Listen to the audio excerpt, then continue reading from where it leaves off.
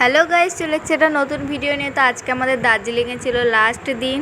তো আমরা এখানে বেরিয়ে পড়েছি 8টার মধ্যে। তো এখান থেকে আমরা যাব হলো নেপাল থেকে তারপরে যাব হলো মিরিক। তো চলো তোমরা দেখতে থাকো। তারপরে এখান থেকে আমরা আজকেই হলো বেরিয়ে পড়বো, আমাদের 5টার মধ্যে স্টেশনে নামিয়ে দেবে। আজকে আমাদের লাস্ট দিন।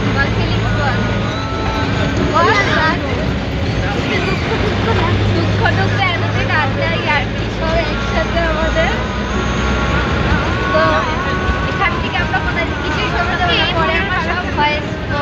তো এই যে আমরা চলে এসেছি, ঢুকেও পড়েছি নেপাল বর্ডারে। আর নেপাল বর্ডারে আমরা আইডি কার্ড না দেখিয়ে ঢুকেছি। আসলে না, সেটা কোনো ব্যাপার না। আসলে আমাদের 18 হয়নি, সেই কারণে আমাদের আইডি কার্ড দেখানোর প্রয়োজন পড়েনি। আর এটা কোন মন্দির ঠিক মানে কী ঠাকুরের মন্দির আমি ঠিক বলতে পারবো না, তবুও তোমরা যদি কেউ বলতে পারো তো আমাকে কমেন্টে জানিও। তারপরে এখানে একটা শিবলিঙ্গ আছে, সেই শিবলিঙ্গটা দেখব। দেখার পরে এবার আমরা বেরিয়ে যাব।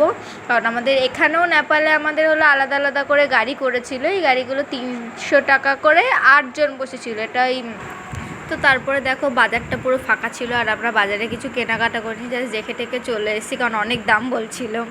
তো তারপরে ওখান থেকে আমরা টিফিন করে বেরিয়ে পড়েছিলাম। মানে আমাদের হোটেল থেকে টিফিন দিয়ে দিচ্ছিলো ডিম, জ্যাম, পাউরুটি, কলা। তো সেটার পরে এরপরে আমরা যাব মিরিক। আর মিরিকে অনেকখানি রাস্তা ছিল। তো তখন মানে গাড়িতে বাসে আমরা সামনে যেহেতু বসেছিলাম আমি আর অঙ্কিতা, তো আমরা গান শুনতে শুনতে আড্ডা মারতে মারতে আমরা চলে এসেছিলাম। তো এরপরে মিরিকে গিয়ে চলো তোমাদের সাথে দেখা হচ্ছে। তো গাইস, আমরা এখন মিরিকে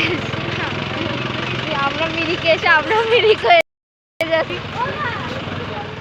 তো মিরিকে আসার পরে এখানটায় হলো ওয়েদারটা খুব সুন্দর ছিল, খুব ভালো লাগছিলো। তার মধ্যে রোদটাও খুব ভালো ছিল। তো এইখানে দেখো মানে এই বাইরেটায় মার্কেট ছিল, মানে ওখানে খাওয়া দাওয়া সব কিছু মার্কেট। আর এই যে এইখানে যেই কারণে আসা মেনলি মাছ, মানে ওখানে নানা রকম কালারিংয়ের মাছ থাকে, যেগুলোকে পাউরুটি দিলে ওরা খায়, বেশ খুব ভালো লাগে। আর এত মাছ না ওখানে কি বলবো, কিলবিল করে। তো সেটাই ছিল না, ওখানে হয়তো চাষ করেছে বা কিছু, তো যার ফলে মাছ ছিল, মানে ছোটো ছোটো মাছ ছিল। সেটা তোমরা পরে আমার ভিডিওতে দেখতেই পারবে। তো এইখানটা ভেতরে যে পার্ক মতন ছিল এখানে ছিল। আর এই দেখো এই বুনোটা, দেখেছো? বুনোটা হাঁটছিল বলে খুব আনন্দে ছিল। তারপরে এই সেই বিখ্যাত ব্রিজ, আমি ব্রিজটার নাম জানি না। তো ব্রিজের এখানে খুব ঠান্ডা হাওয়া দিচ্ছিল। তো ওখানে কিছু ফটো টটো তোলার পরে গেলাম, মানে ওই আই লাভ মিরিক যেখানে ছিল, মানে এই পাহাড় থেকে ওই পাহাড়ে গেলাম। তো এখানে রাইড করার জন্য ঘোড়া ছিল। তো ঘোড়ায় আমরা উঠিনি, যেহেতু আগে আমি ঘোড়াতে উঠেছিলাম, তো এটাই আর উঠিনি। তো গাইজ, এরা মাছের ভিডিও করছে, আমি জানি না। দেখেছি দেখা গেছে বুঝলেন দিদিভাই, দেখা গেছে। মাছ খুঁজতে গিয়ে ব্যাঙাচির যে ব্যাপারটা চলে আসে এখানে, আমাদের সাথে ঠিক সেটাই হয়েছিল। আমরা মাছ খুঁজতে গিয়েছিলাম, কিন্তু ভুলবশত আমরা ব্যাঙাচি দেখে চলে এসেছি। আর এখানটায় দেখেছো পুরো জলের পাশে নেমেছিলাম আমরা।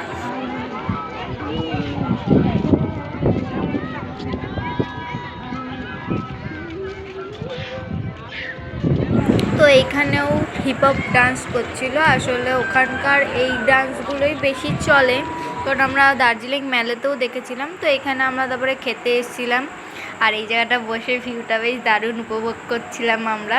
তো তারপর দেখো আমরা বেরিয়ে পড়লাম ওখানে খাওয়া দাওয়া করে, এমনকি যেহেতু আমাদের টাইম হয়ে গিয়েছিল।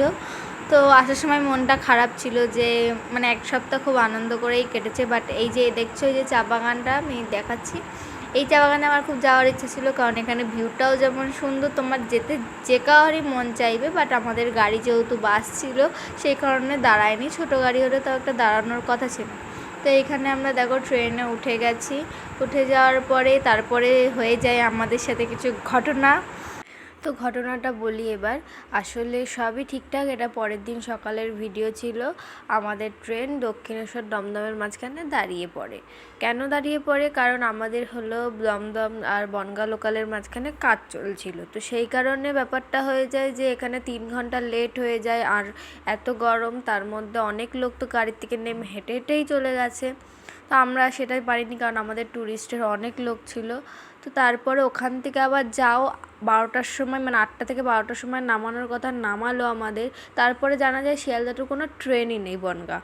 তো সেখান থেকে আমরা রানাঘাট হয়ে অনেকটা জার্নি করে আমরা বিকেল 4টের সময় বাড়ি ঢুকি সবাই। আর এখানে এখানে কত লোক শুধুমাত্র এই কাঞ্চনজঙ্ঘার এই দৃশ্যটা দেখার জন্য কত লোক অপেক্ষা করে থাকে, কত ভোরবেলায় আসে। আমি শুধু সেটাই ভাবছি, আমরাও ঠিক সেভাবেই এসেছি। আসলে এবার বলি যে আমি ভিডিওটা কেন হলো লাস্টে অ্যাড করছি। আসলে যেদিনকে আমাদের টাইগার হিল দেখতে আসার কথা ছিল সেদিনকে আর কোনো আমাদের স্পটে যাওয়া হয়নি। তো সেই কারণে যেহেতু একটাই ছিল আর বলা হয়েছিল যে তোমরা এবার সকালবেলা আমরা ঘুরিয়ে দিয়ে তোমরা এবার যে যা কেনাকাটা করবে করতে পারো। তো সেই জন্য আমি কোনো বড় লং ব্লগ ভিডিও করিনি। তো এটা তোমাদের সাথে পরেই আমি শেয়ার করছি। তো এখানে দেখো আমি 7 ডিগ্রি টেম্পারেচারে আমি আর কথা বলতে পারছিলাম না, তোমরাই দেখে নাও। আর এখনও দেখো ঠিক সেরকম ফিটটাই আছে। তো চলো আমার ভিডিওটা আমি এখানেই শেষ করছি, পরে নতুন ভিডিও নিয়ে তোমাদের সাথে দেখা হবে। ভালো লাগলে like comment share and subscribe করতে ভুলো না। টাটা।